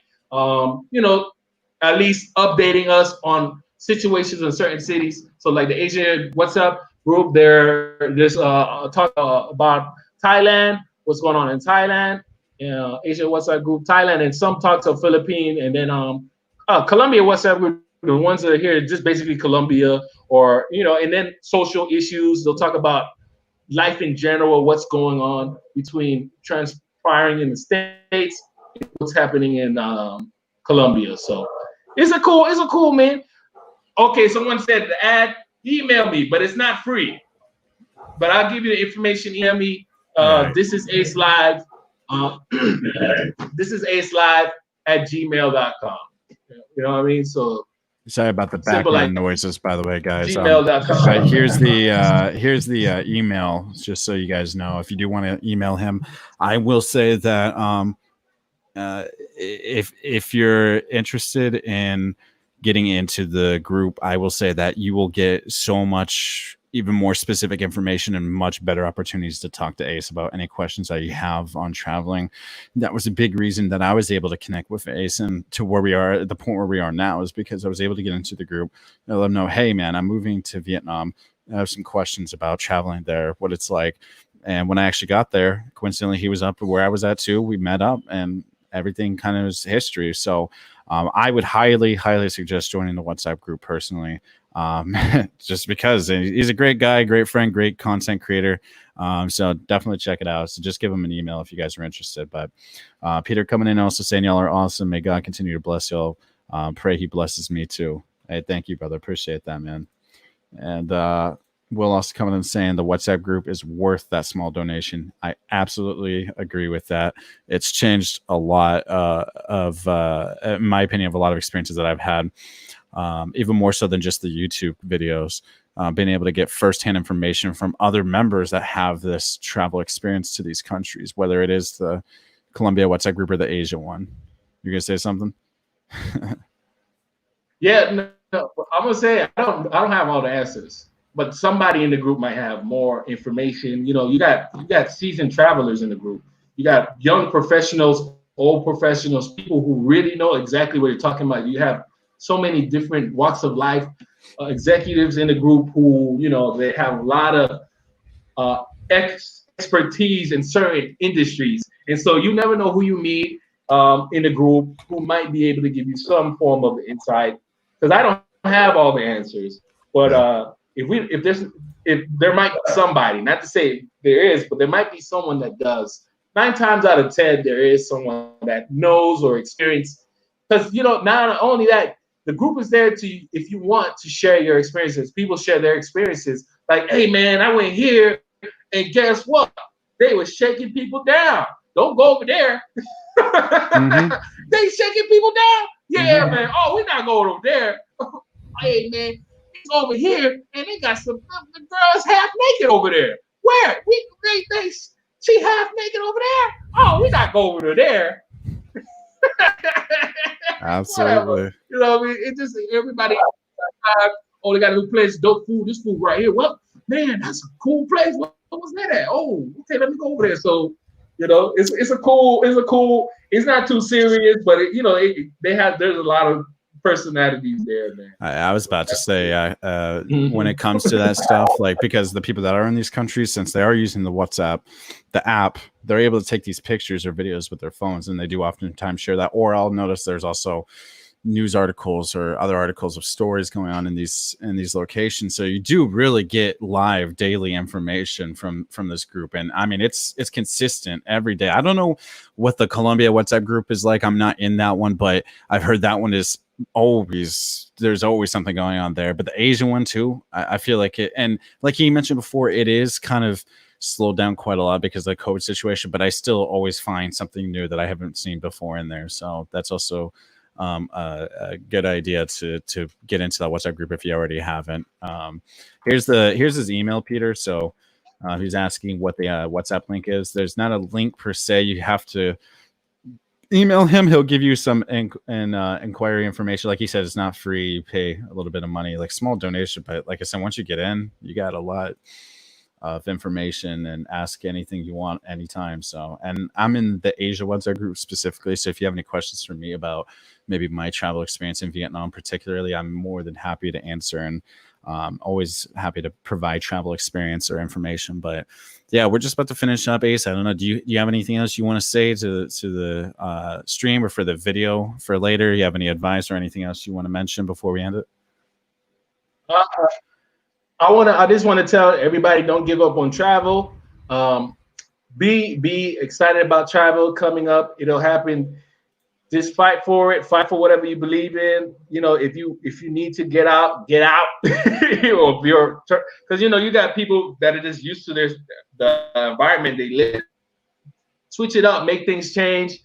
If there's anything that you can take away from me, is don't give up on what you believe in.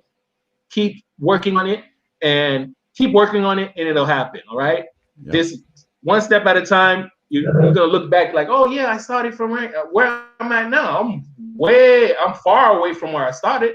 I'm better. I'm a little bit wiser. There's more to do, but you know what I mean. You'll do it. You'll be able to do it. Just gotta believe in it.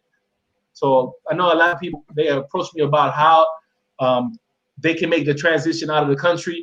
It is possible, but you have to believe in it. And I was talking to a guy right now he steps into doing that. There's several guys. There was a guy in the group who did that. He Andre every other day. He's a YouTuber. He did that. He's been living in this city for 1 year already. He did it. He decided, you know what? I'm going to do it step by step. This is my game plan. This is my end game. This is how I'm going to do it. It is totally possible. Just believe in yourself, and you can make it a reality. Man, one of the things I wanted to ask you before I leave, though. Yeah. I wanted to ask you was, what was the hardest thing about leaving Vietnam? Wow, that's actually a really good question. Where do I even? There's many things that I regret, but to summarize it, I would say that I think it was the fact that I felt more involved with a new culture. I felt like I was actually a part of something as opposed to just going with the general flow of things. When you're in the United States, when you're a citizen of the United States, you kind of just feel like you're part of the flow of things.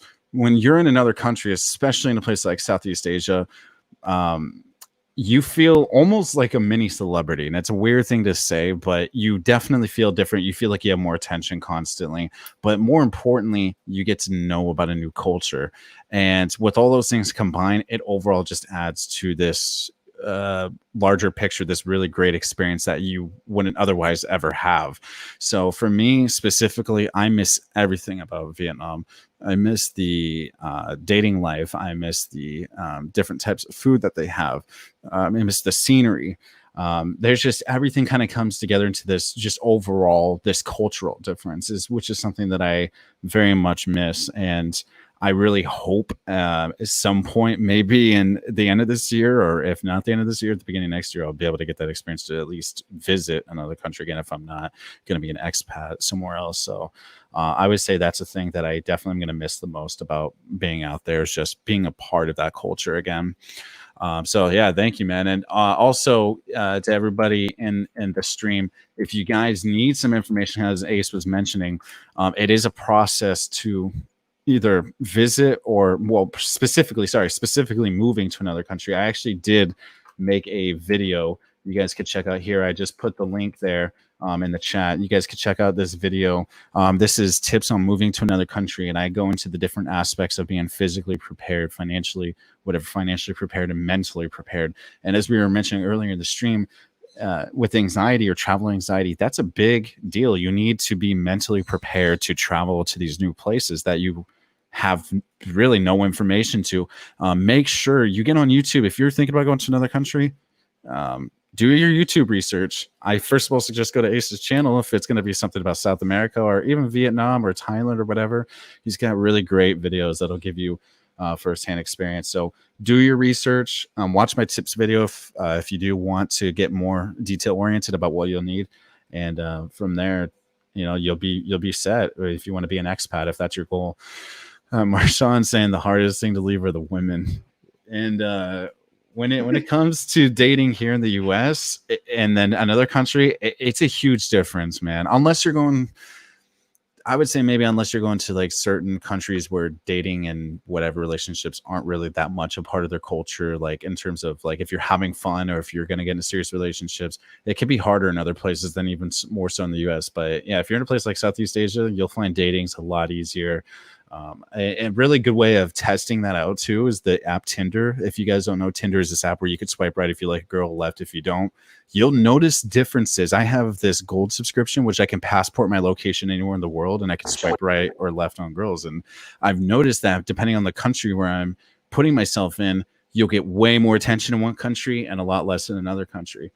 But I will say overall, you are going to notice that you'll get more attention being a foreigner of another country. So that's kind of why it's important that if that is something you want to do, first of all, make sure if you're going to get into a serious relationship, you better be prepared to be with that person, especially if you're going to be long distance. If you have to go back to your country, like you didn't get the chance to move there, you're just visiting, you fell in love with the girl and you want to be with her, you better be ready to do that if that's something you're wanting to do. So Backpack Mo saying stay alive, guys. I know we've been having a really good conversation, but we're gonna wrap this up anyways because I really want this to go on YouTube, and I want to watch this back later too, man, because I really enjoyed the questions, the conversation we had. You know what I mean? We had a lot of interesting topics.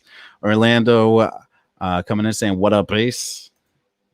So, and Marshawn saying facts. So yeah, but anyways, that's pretty much going to do it, guys. I really, really, really enjoyed this interview. This has been the best interview I've had so far. I've done a couple of my channel in general, but between the two of you guys so far, we've definitely had the best conversation. We've almost done a 2-hour stream, and it went by just like that. So that's how you know you're having a good conversation. It was easy. I know, right? Yeah, that's what I'm saying, man. But as always, it is a huge honor, pleasure speaking with Ace. It is awesome to see him still on the grind. Like even just a few months ago, while I was in the middle of my work grind back here in the US again on my 9 to 5 matrix life, whatever.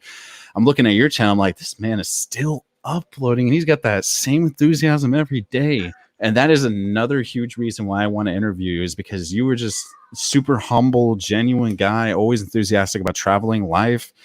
And that's what I love about you, man. Like you're just super humble guy. So as always, it has been a pleasure talking with you, being able to get the chance to interview you. I don't know if you're going to say something. Thank you for having me, man. Thank you for having me. Of course. Wait, yeah, of course, bro. So, I got you.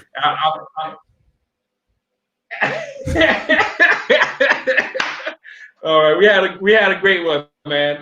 Thank everybody showing up, man. And yeah, man, we got to do this again, man. Hopefully, we can do this actually in some country. What's your next move here? What's your next? You coming here, or where are you going next? I'm in between 3 different places, but I will say that if I can get a little bit more comfortable with like getting more information on South America, I would probably go there. That would make the most sense considering it's way closer, right? But that's probably where I would go next. Yeah, so I could talk to you about that anytime though, too. Cool. So, but yeah, man. I mean, thank you guys again for coming out to the stream. And I want to do more of these live casts. Like if you guys got any YouTubers you want to suggest, I also want to do collaborative live casts. I've already talked in the WhatsApp group about collabing with a few different guys, like getting a few different people on the stream together and talk about their travel experiences, just have like a group thing. But I do like to specifically have these individual interviews with these YouTubers that I've been watching a long time that I'm a huge fan of. So I always want to get that chance to have that one-on-one with them. But any of you guys in the chat, if you do have any travel experience, if you're part of the WhatsApp group, DM me.